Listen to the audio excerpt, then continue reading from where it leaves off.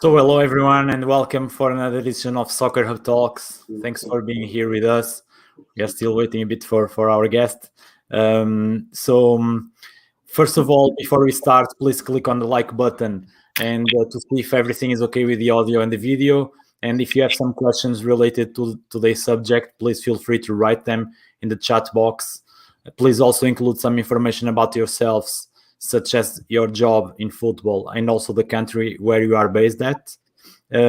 So today we have a great guest, a legend, especially in Portugal and England, where he played pretty much his entire career in a brilliant way.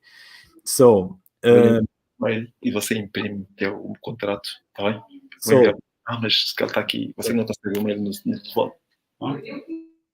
So Luís played for clubs such as Sporting Lisbon, Arsenal, Southampton, Fulham, West Ham, Larissa in Greece, Orlando Pirates in South Africa, Chesterfield, where he finished his career back in 2013. Luís, welcome. Are you sure, first of all, are you sure that you finished your career? Because you still look exactly the same when you were a player. So. Hello everyone. Sorry about this delay of 1 hour because it's been completely my fault because I'm not in Portugal and I just get you like in a mistake way, like when I said to you like, okay, I'll be ready at 6 o'clock, but where I am it's less 1 hour, and it was my mistake to agree to get to this time, and now it's different. But okay, first going back to your question, I think I did finish my season already, or into retirement for sure, because I've been for 6 years now, 7 years, I think. I'm not too sure. Yeah, but definitely I'm in my retirement for sure. Okay. But I try to keep fit, train run a little bit, and feel good. Try to feel good. Okay, thanks about it, and don't worry about the delay. Everybody understands, especially me, because I follow your career since pretty much that you were under 19. So would say like more than like maybe 30 years or 25 years. So 1 hour is nothing, waiting all these years to talk to you. So 1 hour is nothing. So don't worry about it.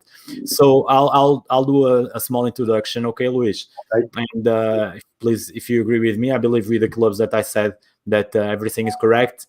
Luís also played for the Portuguese national team, being part of the golden generation of Portuguese players, playing one World Cup, and also he played at the Olympics. What a great career. Congratulations, of course, and I finally have the chance to tell you this. Now the pressure is on my side, because guys that usually watch us, that when I interview a former player, I'm a scout, so I do like a scouting profile of our guest as a player. But I have an extra responsibility with you, because you also been briefly a scout. So the pressure is similar. I would say for me is the same that you had when you arrived at Arsenal and you had to face Arsene Wenger. So the pressure is pretty much the same. So Luís was a left winger. When back in the days, a left winger was left-footed, so his main role was assisting, dribbling, crossing the ball to the striker, and he was doing it brilliantly. A very fast player who made many defenders' lives hard, and who usually only had one option to stop him, that was tackling him. And usually they had to tackle you hard to stop you. You were very strong, objective, unpredictable, dribbling. But the kind of player that even when you were predictable, doing a dribbling, for example, the defender were even struggling, even in that way, to stop you, and that to commit a fault, which is not something that many players have. So usually when you predict something that the player will do, you can stop him. It wasn't the case with you.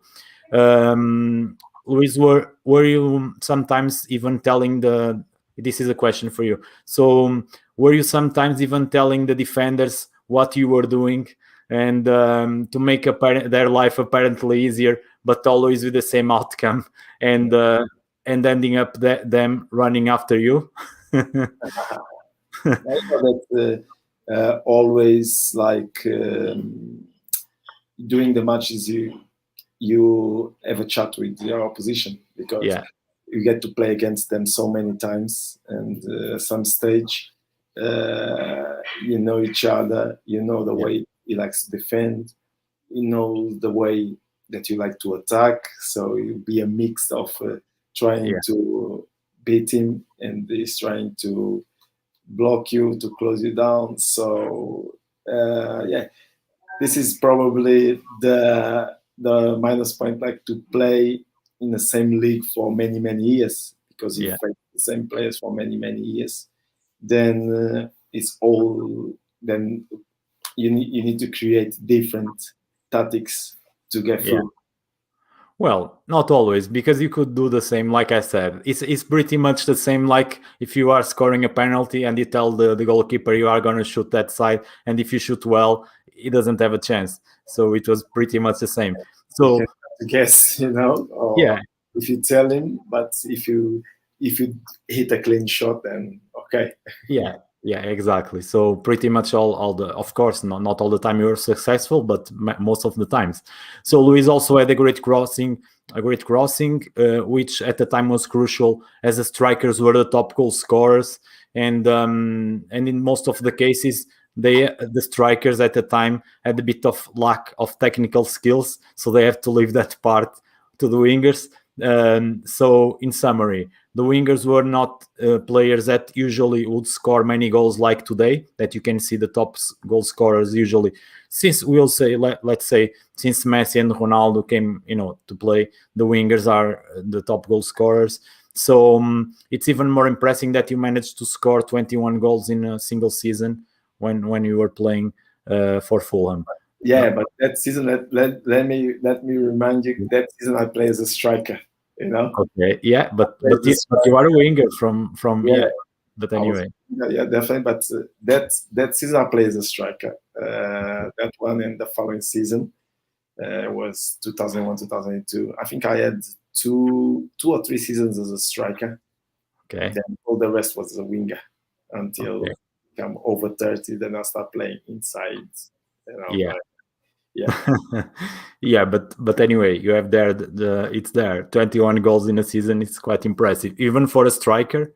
Even for a player that was like playing as a striker for since youth teams. Not many players can say that they scored more than 20 goals on a season, especially in those circumstances. So Luís, once again, and thanks for accepting the invitation. It's a pleasure to have you here. I can see that you keep many of your skills still intact. Being objective, as you accepted my invitation in such a kind way and straight away, and as soon as I invited you, you said yes. What was an honor. It's an honor to me. Also show that you are always ready to share your knowledge, and as you were to cross the balls to the strikers. So I just hope that you are not dribbling in such an accurate way as you were, because to go around my questions. So yeah, but don't worry that I'm a very soft defender, so the questions are very easy. You go through them, very, very easily. So first of all, is this all information correct? Do you agree with my analysis that I did as a scout? I hope so, as I followed all your entire career pretty much. And if you don't agree, it's better for me to end my scout career today. So just tell me if you agree with what I said, please. Yeah. Okay. Yeah, all good. So far, so good. I can't complain. Okay. All from now on, it's not. I'm not a journalist, so if the questions are not good, that's not a problem for me, because I don't pretend to be a journalist.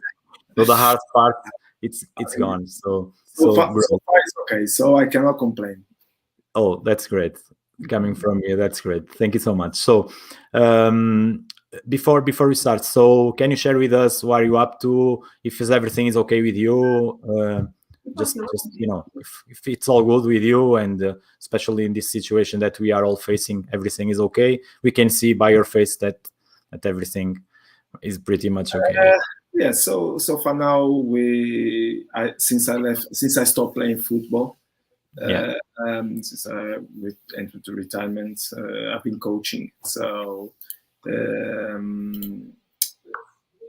I've been with at Fulham with under 14s, 23s.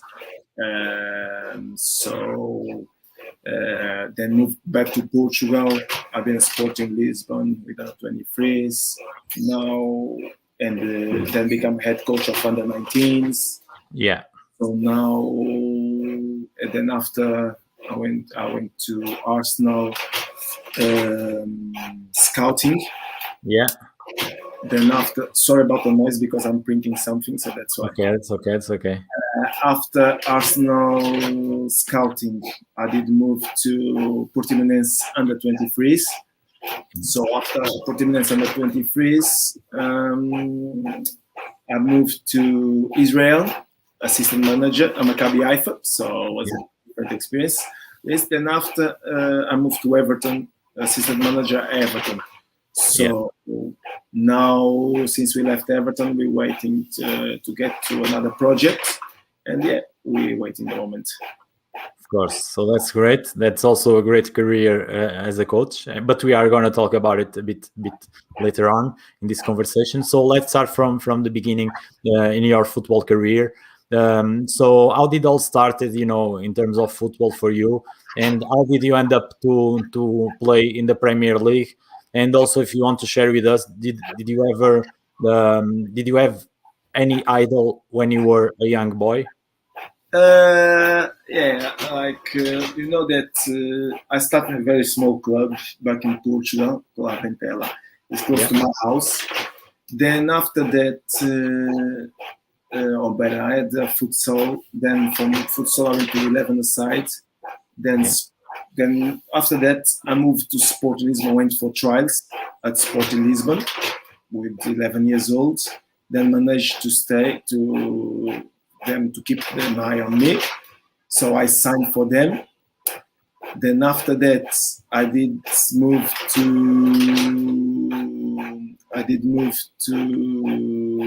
Propriedade because I've been this because I was too small, too thin, not enough strength for the kids of my age at the time. Yeah. So okay. Then I moved and I kept playing. I was studying and playing, and I managed to do it right, to do okay. I moved back to Sporting after 3 nice years over there. I moved to Sporting Lisbon. When I moved to Sporting Lisbon, back to Sporting Lisbon, then I had to stop working because I was working. I started working when I was 14. I left school too early. Then, of course, when I stopped working, Sporting gave me a good contract. It wasn't professional yet. They gave me a good contract, but then I ended up signing a professional contract 2 years later. Okay. So that was how it started, everything. And did you have any idol when you were a young boy? If you want, I can say that I like a Figo. Okay. Luís Figo was the one that I really like it. Luís Figo. Of course, I did look at Faustino Asprilla as well.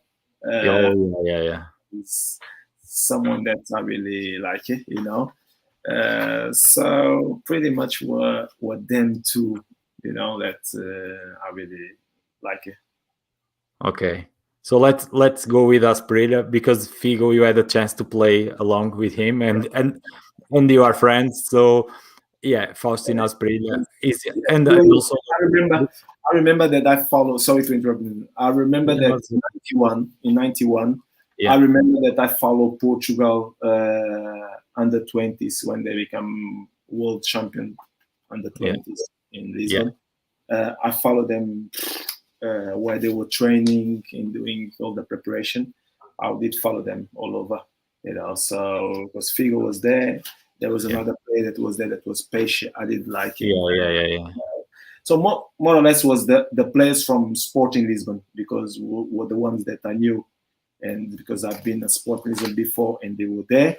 So the ones that I knew, and I did follow them almost all the way, So then after a few years later, I got the chance to become them colleague. So it was a massive one for me, to become them colleague. So it was good. Yeah, I can imagine. So before moving to England, because you moved quite young to England, have you ever imagined or dreamed on playing in the Premier League or even abroad, maybe in some other country? What were your goals, your dreams at the time? Yeah, this is kind of dreams that you have, but you never know if you're gonna accomplish them, because it's something that you just watch. We used to watch just the highlights of the English football, and the final, the FA Cup final. At the end of this, it's like the Portuguese TV used to show just the cup final, FA Cup final. So that wasn't enough for us, because we wait like a season long to watch a live game from England, and was the cup final. So that was the only game that we had a chance to watch for all season. So pretty much wasn't enough for us, So it's something that you dream with. Premier League at the time was Premiership, something that you dream with, but you're not sure that you're gonna manage to one day to play there.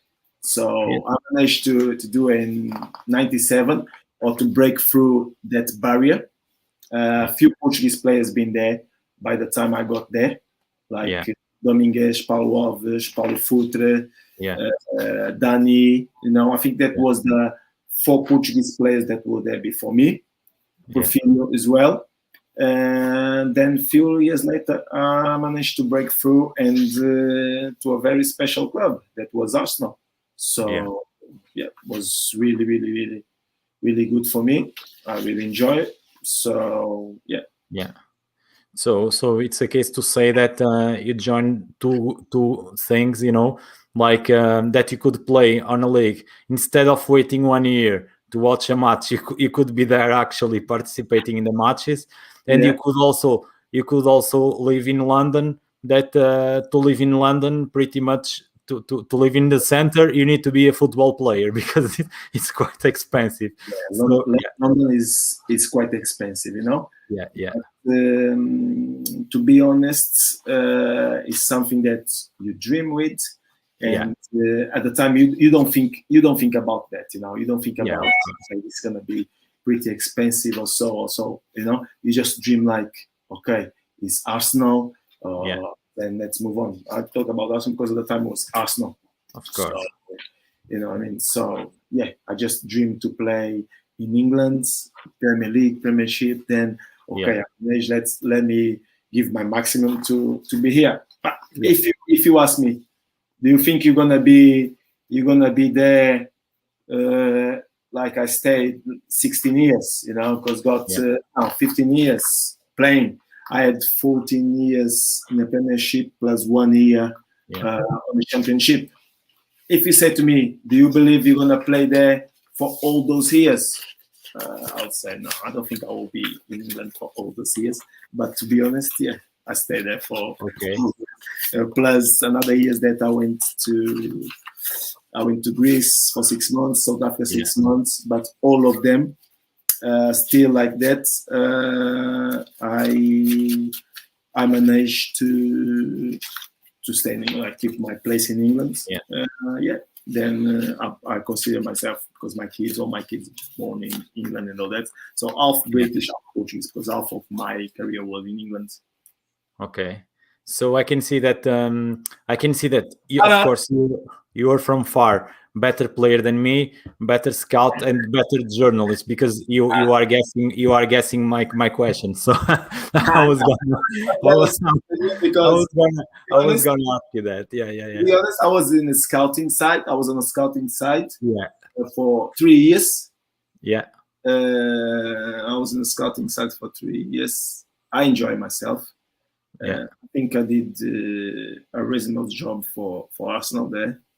We didn't sign all the players that I would like to, and I want to sign. But but I think I did well.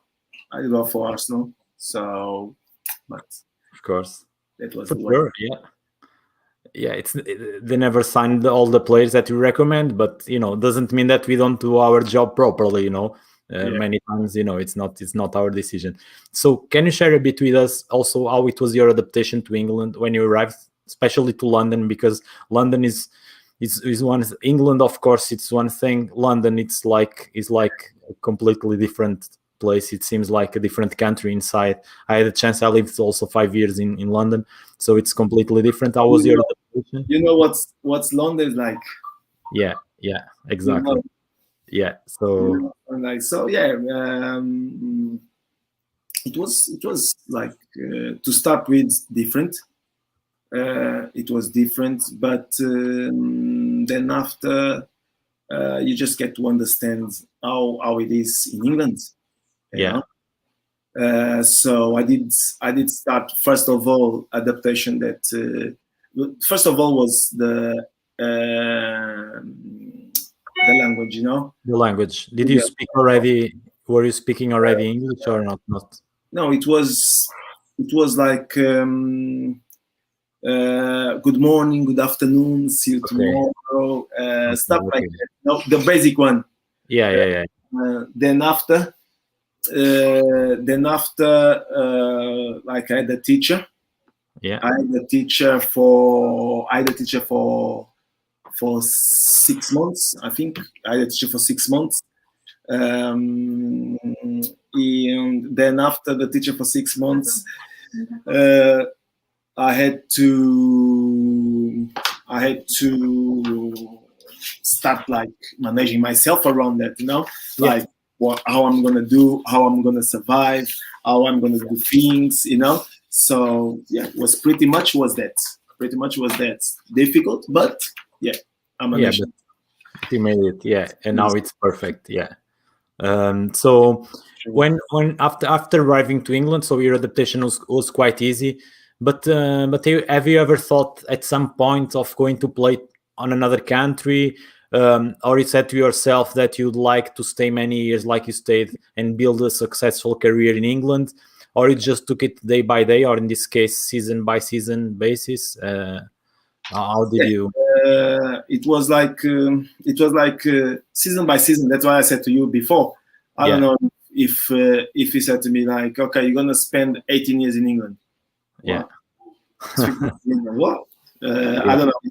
I wouldn't believe. I wouldn't believe that I was capable to do it. Sara, igual ao que está em baixo.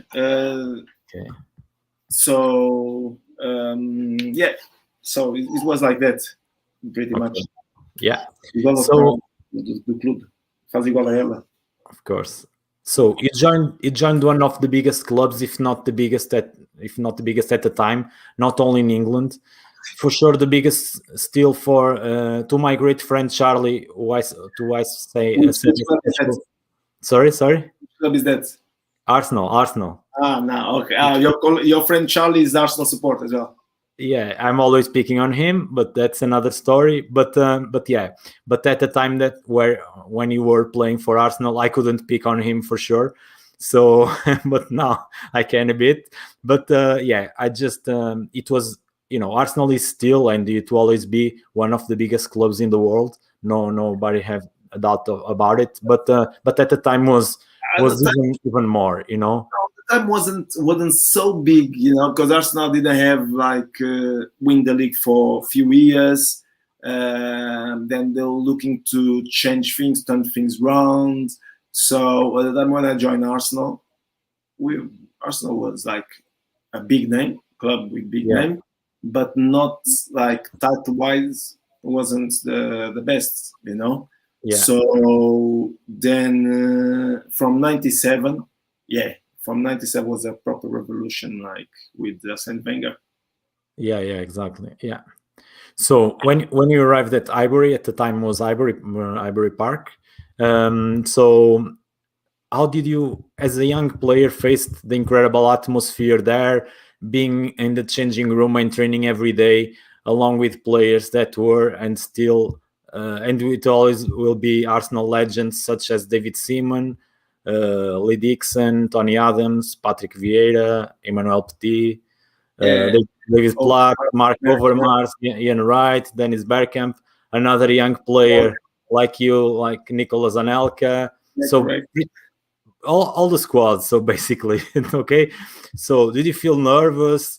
Well, you played 21 matches, so I don't think you were that nervous. So how it was? It was like not how do I say, not so nervous. Okay. Surprised when I got when the interest came about, when my agent contacted me and said to me that a top 6 club in England were interested on me. Okay. Then top 6, and because I was playing on what we call a feeder club for Sporting Lisbon, a Sporting. Yes, a lot. Yeah. So that was like a surprise. Of course, that's to start with your legs going like wobbling. Yeah.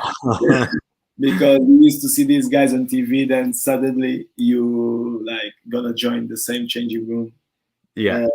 It was something like different. But when I got there, as shy as I am now, I got there like really shy on my corner, on my place, definitely. But I was able to express myself on the field, on the pitch, you know. Yeah. So it was something like that. So something really okay, something top. It was something top. So I enjoy it pretty much, definitely. Yeah. How was the integration in the squad in terms of the changing room? Was there any player that was helping, especially in particular in terms of the adaptation? Was all of them?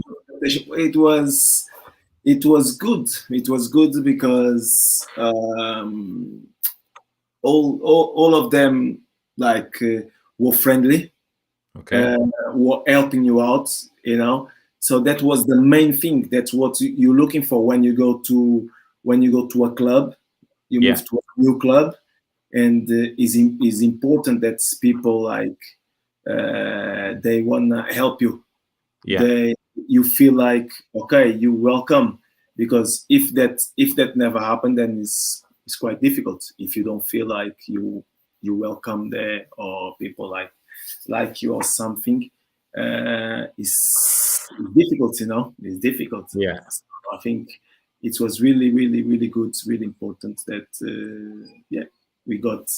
I got like loved by everyone, and so it was great. It was great, definitely. Yeah, for sure. And in the trainings, was it good with facing Lee Dixon and facing Tony Adams and David Seaman? Or you know, a lot of experience going on there. As I didn't have experiences same as them, you know. So it was like proper. How do I say? It was proper test to start with. It was a proper test, you know? So pretty much was that, like people helping you, teaching new things. So definitely. Yeah, for sure they were contributing for the amazing career that you had. And, But when you arrived, maybe you looked at Tony Adams and you saw him the same size as the statue that is outside now. So the same size as I see the statue of him outside Emirates. So. So pretty much after he left Arsenal after 3 years, he joined Southampton, another historical club, but not with the same dimension, of course, as Arsenal. But a curious fact is that is the only club that you represented in England that is based outside London.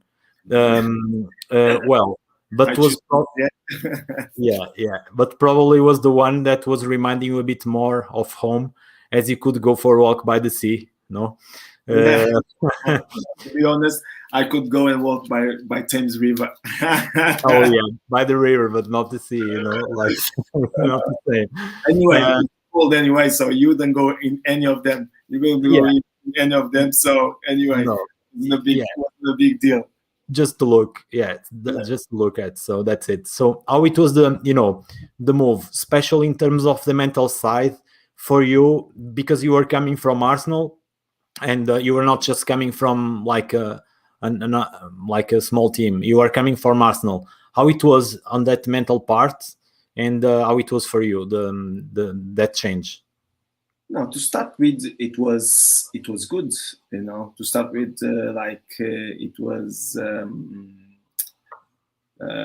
a chance to be playing and to. How do I say, to have a chance to be playing and participating in different, like playing more games, because at the end of the day, that's what I was after, playing more games. So, and I know that at Southampton I would have that chance to play more games and to be involved in more games. So in that part of the situation or that view, it was great. So I tried to let's make a move. Make a move, then let's see what I can get from this, and it was exactly what I thought. So then this happened like that. I went for Southampton. Things worked well at the beginning. Worked well at the beginning, then some stage collapse, I said, collapse. But new manager came in, new ideas. It was around March. New ideas, almost knew everything, Then wasn't in my favor, wasn't on my way. So that's the way things are. That's the way things go, like that. So it was like that. It was like that. You have to accept it. But life moves on. You just have to move on with your life, with your career, and for something else. That was really brief spell in my career in a club. But I think it was important for my permanence, like in England, if I could say like that, or for my way to stay in England and to maybe open my eyes, wake up call, because it's all easy when you get there, but like I did, I got to England and winning the league and the FA Cup and 2 Charity Shields, all were brilliant in the first couple of seasons. Then suddenly it was like the world collapse. My head, So now I have to let's get back to work and find solutions, because to be honest, I was there for that season. Then new manager came in. He didn't play me anymore since March. Then he moved. Then I moved to. Now then I was there. Then summer came. He didn't say anything to me during summer. So he didn't say anything to me during summer. I stayed there. So when he said to me that I've been released, he doesn't want my services. That was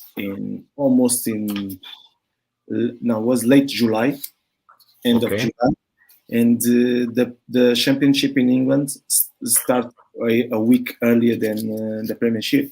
So by then, my agent told me I'm going through the full story now. Okay, no, that's okay. My agent tried to get me a club, but all the clubs were full, like closed them squads already. Then I didn't have any more. I didn't have any more place options. So then I just remember that Tigana just moved to Fulham. And I did remember to speak to Wenger, because I knew that Wenger had a good relationship with Tigana. And I asked Wenger if he could speak to Tigana to see if he would have me there. And Tigana said, okay, as I don't know him well, tell him that he can come, but have to join us in France for a 10-day preseason camp. Okay. And I said, okay, I've got nothing to lose anyways, because I've got 4 years contract with Southampton. But to be honest, if the manager doesn't fancy me, why I'm gonna be here, sitting here on these 4 years? 4 years, and it's okay, because I've got contract. So I just my way to France. I went straight to the training ground. I got there training grounds, sat with Tigana and his assistant, speak with him 5 minutes. Then he said, okay, go and get together with your teammates. And we're going to the train station. So we went to, I think it's Waterloo, go straight to France. Okay, we're going to France and we're going to the preseason. So I was ready. I got my stuff with me. I was ready to go to France, So I got a Waterloo with my colleagues. Let's go to France. And I went to France with Fulham. Things went well there. The training camp. They like me immediately. So we start putting the stuff together for me and all this. I enjoy it. I enjoy it pretty much. Then I go back to England. Go back to England. Then we decide to speak to Southampton. Okay, to go there on loan, because they don't wanna buy me straight away. So they said, okay, 1 season on loan, then with the buying option. Okay, let's go there that way. Won't be a problem. Nothing to lose. Let's move on. So that's the way it happens. Then the things went well. Was a good season. That season that you talk about, the 21 goals. That I was a striker. As a striker. Thing went well. Then they decided to sign me, and Southampton won me back. But by then, I just felt that I had a really important season with Fulham. I managed to get Fulham to the Premiership. Something that they've been growing, and they've been coming from the lower leagues. They've been coming up from lower leagues, and I said, no, I can't be that. Even that Southampton is my feeder club. I can't be like that with Fulham, because I help Fulham and they want me now. They're the ones who gave me a hand when I most needed. So I gotta stay. And have a conversation with my agents. We went around to speak with Southampton. Thank them for the wish to have me back. But at that stage of my career, I just couldn't take the risk again to go to Southampton, and still the same manager was there. What about if he goes again and, okay, I don't want him again, and what I'm going to be doing? At least there at Fulham, I knew that they want me there. I was a priority for them, and that was enough. That was enough for me to decide and sign for Fulham. But at the same time, when I decided to sign for Fulham, because during that year in the Championship, I managed to break into Portuguese national team. I had the invitation from Porto to go and sign for Porto. But the invitation from Porto, it came like during the summer. But the invitation from Porto came during the summer. So we have we talk a little bit like with my agents, with the president of Porto. We spoke. We said he said that didn't have like the amount that Southampton were asking at the time. He didn't have that amount of money. Then I said to him, "Hold on, let's try to get this sorted." Then he was trying to get that sort of money ready. He tried. He couldn't. Then I decided to go to Fulham. I decided to sign for Fulham. So the day I got on a van and I was making my way to go and sign for Fulham, that's when he managed to get the money or decide to pay what Southampton were asking for. But by then, my word was already there. My word was already, okay, I will sign for you, Fulham, and we don't talk anymore about this. And my word was there, so I just couldn't change my words at the time. You know, I didn't have not signed for Fulham at the time, but I have decided, and I gave them my word, so I couldn't do that. I couldn't do like or have a second word, you know. So I decided to do that. I decided to do that. I did sign for Fulham, and that's it. Then a few years later, I had the chance 2 years later to go to Benfica. Didn't happen because they took a bit long to sign, to the process to sign and all that. So I just didn't want to wait again, because 2 years after, before I moved to Southampton, I had the chance to go to Sport in Lisbon, but the president, until today, I'm still waiting for his phone call. He said, "No, go on your break, on your holiday, because I'm gonna bring you back to Sport in Lisbon." And I went. That never happened. So I just said to him, "You know what? Forget about. I'm not gonna wait again, because I already been through that, and I'm not pleased with that. So I don't want to do it. I don't want to do that like this." So I said, "No." Yeah, for sure. And it's interesting. Thank you, first of all, for sharing those stories. That are amazing, and you touched so many interesting points. You know, this is like a conversation; it's not an interview, like, you know. And you touched so many interesting points, especially the fact that when you gave your word, you know, that you stayed in there signing. It shows that that is very important also in football. The other thing that you also touched is like the fact that sometimes some players, when they come from in a young age, they come from such a big club, then they always think they are a player, you know, they still belong to that club, and they don't change their mentality. And you changed, and you had that such amazing career.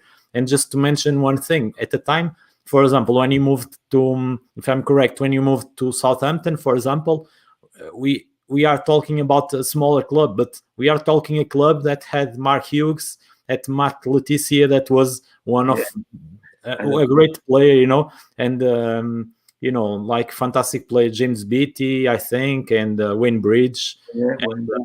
So it was. Bridge was quite young.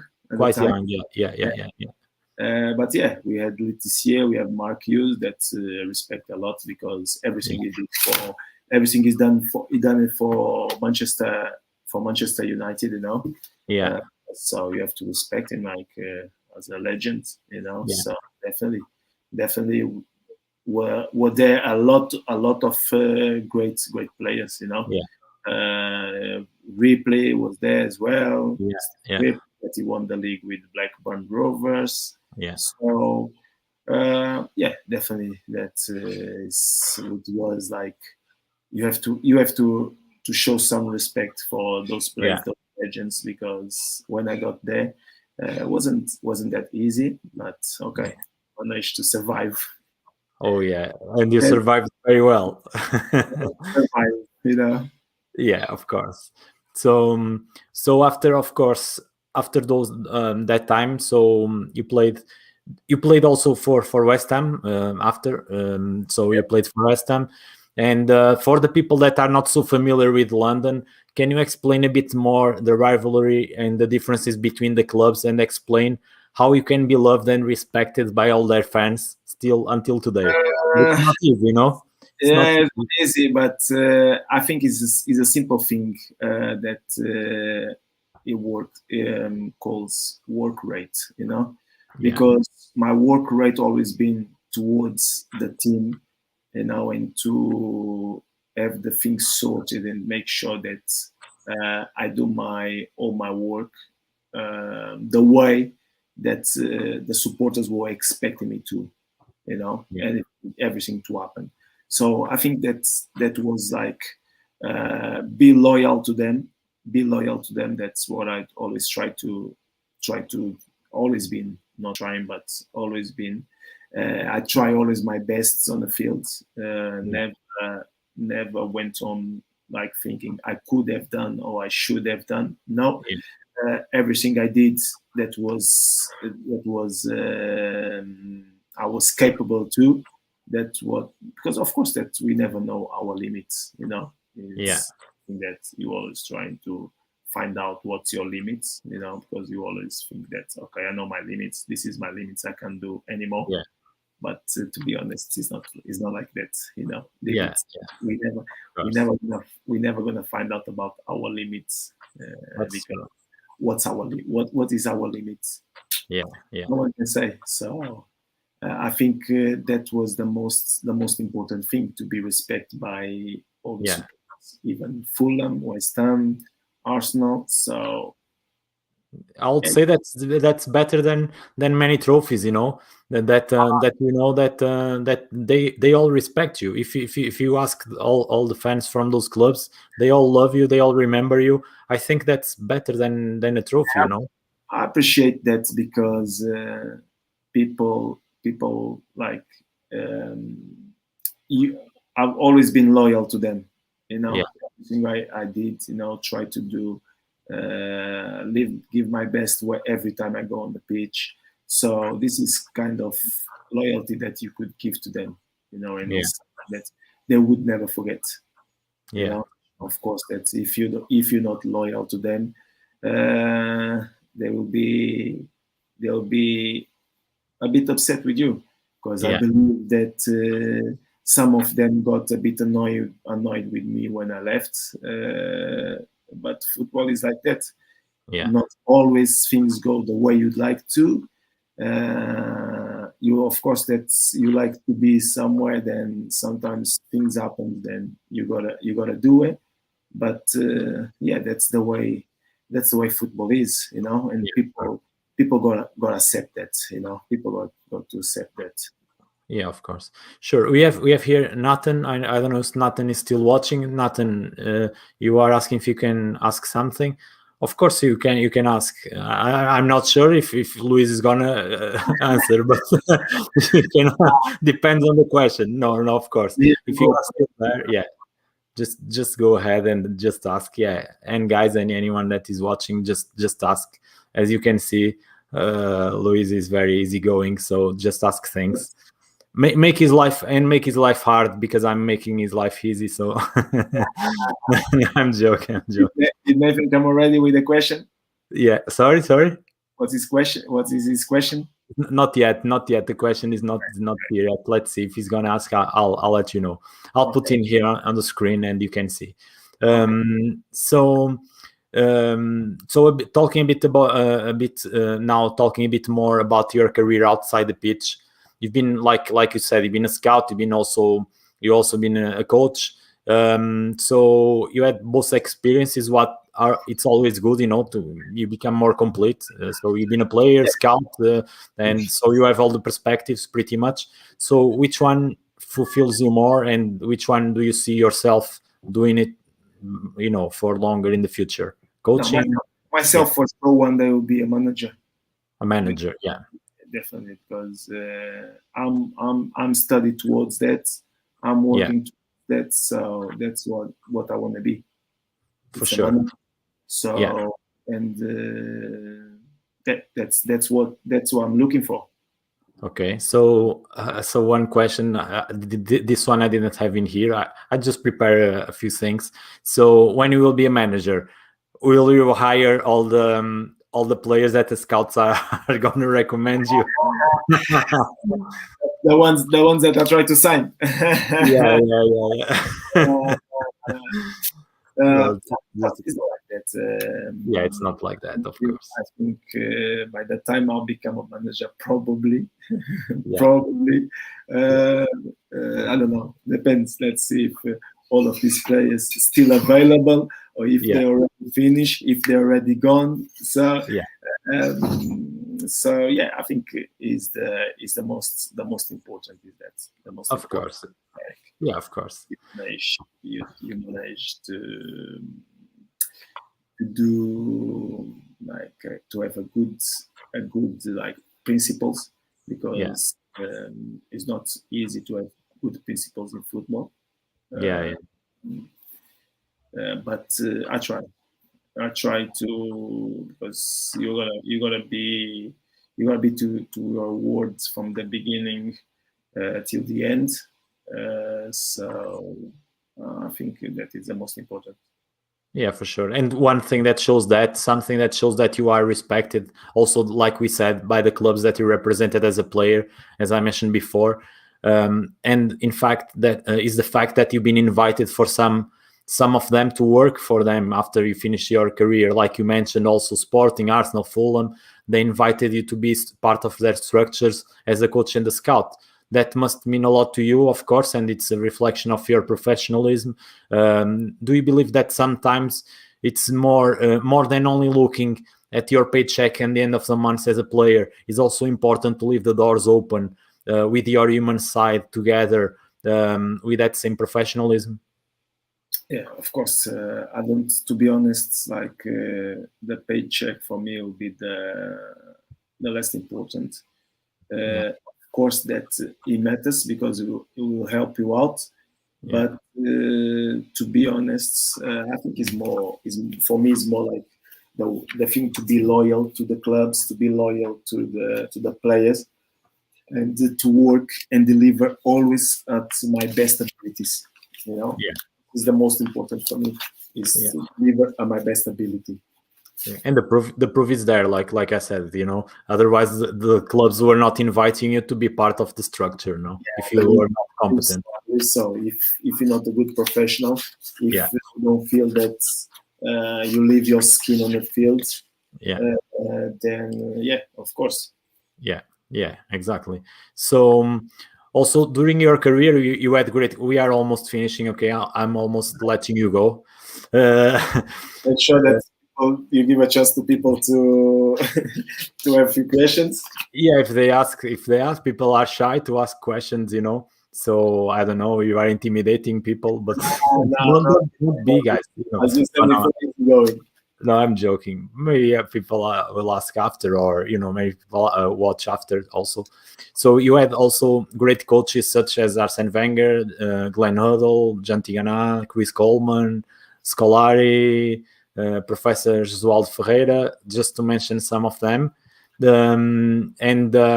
Was any of them, like, in particular, an inspiration for you, or an influence, or even encouraging you to become a coach?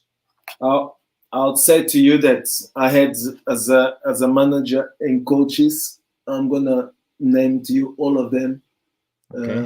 From since Fernando Mendes at Sporting Lisbon under 19s, Carlos Pereira, Jean Paul,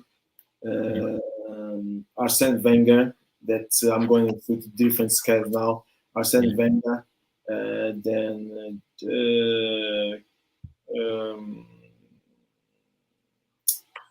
Glenn Hoddle, no? Glenn Hoddle, John Tigana, Chris Coleman, Alan Kirbishley. Yeah.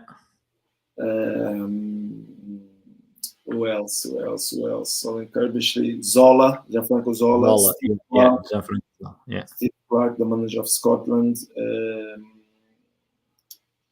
Steve Clark, only have summer holidays for a month, so didn't really be part of my coaching journey or coaching. Then Avram Graham. Okay. Then I had Chris Coleman again in Greece. Then I had a different one in South Africa. But I had Antonio Oliveira and Scolari national team in Carlos Queiroz. So out of those, all that João Ferreira under 21s and under 18s in Portugal. Out of those, Agostinho Oliveira as well for periods in the first team, Romão in the Olympic Games. But out of all these managers and coaches that I had, only one didn't help me at all in my coaching career. There's few of them that I didn't really see myself coaching the way they did, but only one that I can't stand it. I won't name it, but only one. Yeah, of course. And what about, is there any of them was trying like to incentivize you to become a coach, telling you, Luís, you have there is one that is still nowadays I'm still speaking with him because he helped me out like a lot in terms of to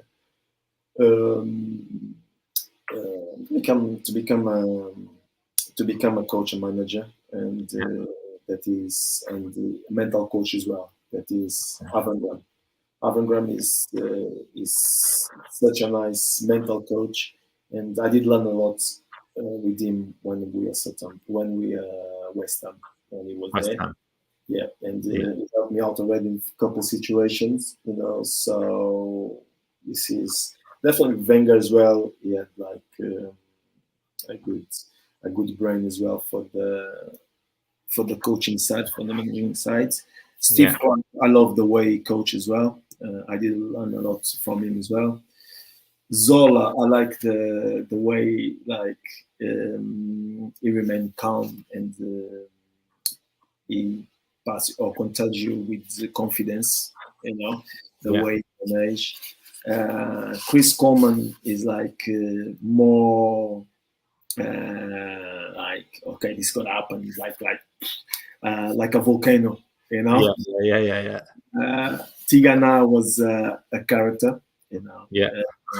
he has all these sides, as a joke, as a serious, and it's a very technical manager that's always look for perfection, in your technique. Yeah.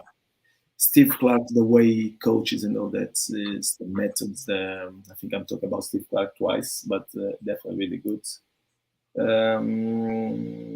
Scolari is like a predictable manager or manager of predictions, because he can go into international tournaments predicting what's going to happen and the way he's going to make the things happen. João Ferreira is like professor, definitely. He's a teacher. He's a teacher, where he teach you on the field, definitely. I think this was the managers that incentivate me more to become. Carlos Queiroz as well. Yeah. Same generation, same type of João Ferreira. Yeah. Rui Caçador, Agostinho Oliveira, all of them I think they all went to the same school because they were all professors, Yeah. Well, you were lucky because you had them as a coach, and they were lucky they had you as a player. So I think I was lucky to have all these managers and get a little bit of everyone. Of course, and I think it was good. It was good for part of my small career so far as a coach. Yeah, and for sure you build you have your own identity as a coach, but of course you take some ideas from one, from other. It's normal, but you're not a copy of anyone. You are unique, like you are as a player, and you will be as a coach for sure. And I'm sure that you create your own identity. Of course, that if you're clever enough, you pick a little bit of bits here and bits there, because football is like that, coaching is like that. You gotta you want to learn, and you gotta watch people and try to learn from them. Don't think that you know everything, because the day you think you know everything, then is halfway through to you to collapse. Yeah, exactly. And that's why this is important to be sharing, and that's why I appreciate a lot that you are here also sharing with us, your knowledge, because it's with people like you, and that we can learn bits with each one. And I would like to ask you another question, the last question.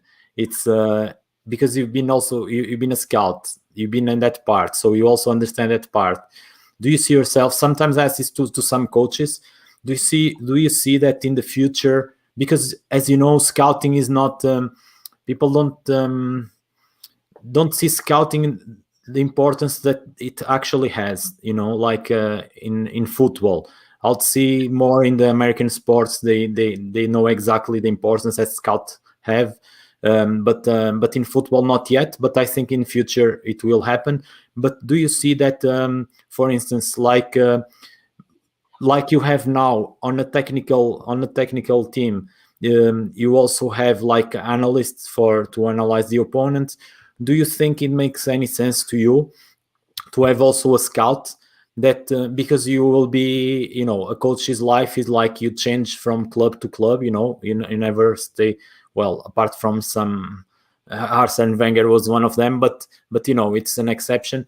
Do you see that it makes sense in the future, or do you see yourself to have a scout being part of your technical team where it analyzes the players according to your ideas, and not only the scouts from the club? Of course, there is not a conflict of interests, but he also builds a database for yourself for when you move. He already knows the kind of players that you are looking for. Do you think that makes sense or not? I think is about trust, Yeah. because if you ask me, if you head coach or manager now, if you would work with the scouts, a parallel scouts or out of the system, I wouldn't. I wouldn't, because if I have the ones at the club, Yeah. I would work with the ones at the club, and I would build my my database Yeah. through the ones at the club. Yeah. If I'm an employee and I'm thinking I got a chance to go to Premier League. Okay, so if I go to Premier League, I need players like this, like that. Yeah. Then I will speak with the independent scout to work for me on this, on that, because I will need to know players of this caliber or that caliber for this or for that kind of team I would like to. Then I will go to independent, because there is managers that work with independent uh, scouts Yeah. and scouts. When they employ the club, then they look for but there is always conflict of interest, Okay. because people will ask you, why do you want to work with the independent scouts and not with the club one, or why you want to work with both? They always put a question mark, and when they start putting a question mark on you as a manager, then the system or the project will collapse. One day will collapse. Makes So sense. this is my opinion. Yeah. That Yeah. Makes sense. his own opinion, entitled to his own opinion. So this is my opinion, and I would do like that. I would work with the club scouts, and if I'm an employee and I think I'm gonna get a team and I need players for this or this system or for that league or that league, then I will hire independent scouts. Yeah. Then I'll work with independent scouts, because I think that if you in a club and if you hire independent scout as well, and you get information from both sides, the club scout may think, why does he get someone? Because he doesn't trust me. It's not could not be the case. Yeah. But he always the club scout will put a question mark on himself. Why he doesn't like me? Why he's doing that?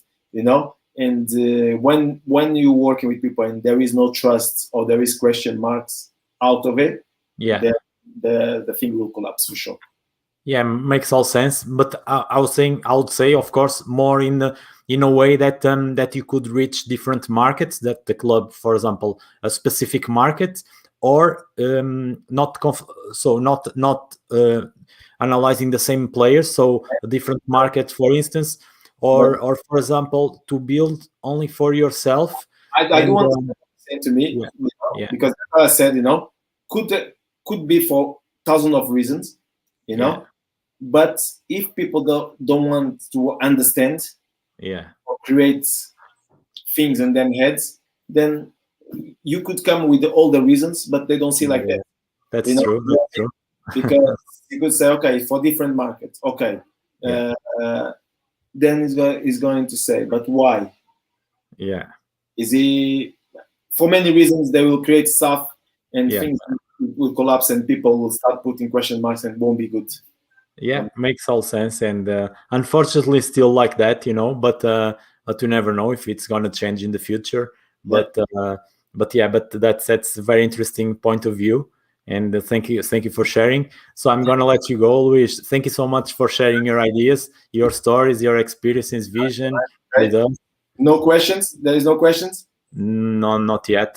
As far as I can see, maybe no questions. Okay. Then, well, I think we talked pretty much about everything. So yeah, guys, also share with your friends for them to have the chance to listen to all the knowledge that Luís was delivering to us. And I also give you a challenge: go and watch some on YouTube some videos of Luís playing, because you will be delighted, and it's great. It's great that we have YouTube. For sure, there are many videos. Well, not so many like in these days, that you can find all the time. But still, glimpse. No, that should be okay. Yeah. Well, by the way, what in your opinion, what was your best goal? The best goal you scored. That could be in video, maybe. So for people to watch, yeah. Best goal probably was the goal against Newcastle United, probably. Okay. When we won at St. James Park, we won 1-4. Okay. Yeah, probably that one. Yeah, or that one, the one against Portsmouth, when we beat Portsmouth at home. I think was 3-0 or something like that. Okay. So yeah. Yeah, so guys, I'll leave the link then under the video, so we can all watch and share with us. And yeah, so thank you so much once again. And to tell you also, Luís, that Soccer Hub's doors are open for you anytime, so you are always welcome. And thanks also to all of you that have been watching. I hope you enjoyed as much as me, and also I hope you enjoyed, Luís. And good fun. Thank you very much for your invitation. I enjoy. So I hope all the viewers and listening will enjoy it as well. And yeah, of course. That was my story. Yeah, thank you so much, and most important of all, stay safe. Okay, and speak to you soon. Bye, guys. See you soon. Bye. Bye.